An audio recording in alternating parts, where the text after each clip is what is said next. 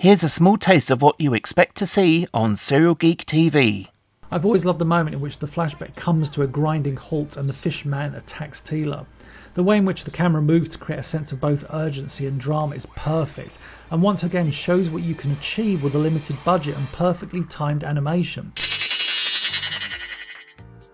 After a while, I became discontent with the caliber of stories I was getting. They were okay, but we had done a lot of these, and they were becoming repetitive. I had a copy of the series Bible that was written by Michael Halperin, and there was some really good stuff in the backstories, the mythology and the setup of how Randor came to power, and backstories of the Sorceress and Grayskull, and there were a lot of neat things that had been touched on in the earlier episodes but had been forgotten. And it seemed like we were in this rut of going to another location and having the same exact conflicts and problems with a new set of characters, a new village, a new castle of people, a new villain who acted like the last villain, and they were getting rather repetitive. This image of Galvatron shows just how striking the illustrations of the characters are in this episode. Instead of merely standing there looking like a robot, Galvatron is illustrated in a more natural pose with human-like proportions. Most notably, this can be seen in the way in which his thighs are drawn and the fact that his upper body is bigger than his waist.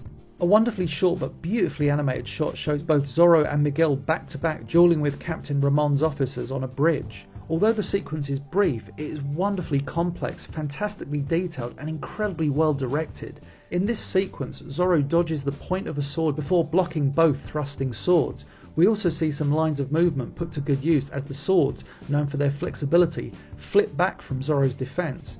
While all of this occurs, in the background Miguel is animated dueling with one officer. Wow, you picked up a great beat on your supercar stereo, Jazz. You dig it, huh, Spike? Well, let me rev up the decibels for you. One more. Let me rev up the decibels for you.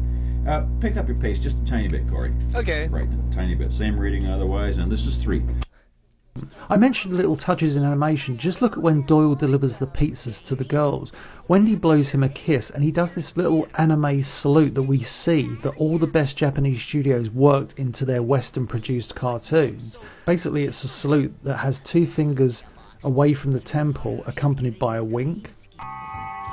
To those that say Shredder never achieved anything, in the episode Get Shredder, he destroyed the Channel 6 building, destroying a location familiar to fans of the show from the very beginning.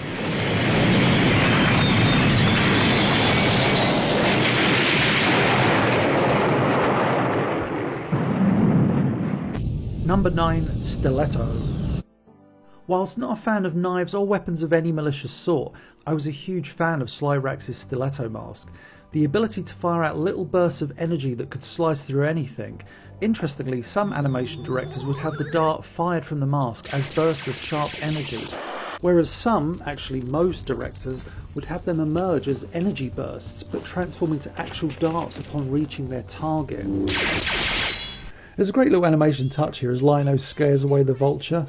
Snarf, in a few frames of animation, grabs some of the feathers. It's one of those unnecessary pieces of animation but just adds to that moment. There he goes. Not sure why that was included, but hey ho. Just as the new Fantastic Four took liberties with the original source material, see Herbie the Robot, so too did DePatie Frayling take liberties with Spider-Woman. However, although the new Fantastic Four still broadly reflected the original comics, DePatie Frayling's Spider-Woman would essentially be an all-new character, only loosely based upon the comics of the same name, perhaps in part due to the character having only recently been introduced into the comics by that point. Tell Mother and Father I love them. She-Ra and He-Man come to terms with their separate paths. For the first time they acknowledge that this is their destiny. The founders of Castle Grayskull knew that these twins would serve the side of good in this way, and He-Man and She-Ra have finally accepted that. I guess you can call this whole thing a same as production.